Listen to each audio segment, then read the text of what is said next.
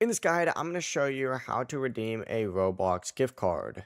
Before we get into this guide, make sure to like the video and subscribe to the channel with all notifications on. It really does help with the channel and it lets us know that you want more content like this. We'd greatly appreciate it. And if at any point throughout this guide you did have any questions, just ask them down in the comment section below and we could help you out further. I'm going to be doing my best to reply to every single comment down there. Begin by opening up Roblox on your phone, and if you go to the More menu up at the very top, which is those three lines, you're going to see a tab that looks like this.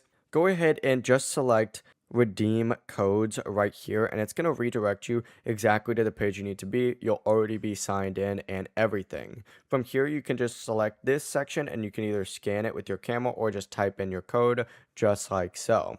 Now, this can be a physical gift card, this could be a digital gift card, a virtual item code, a promo code. Anything actually applies in this section. Just make sure once you type it in, you hit redeem right there.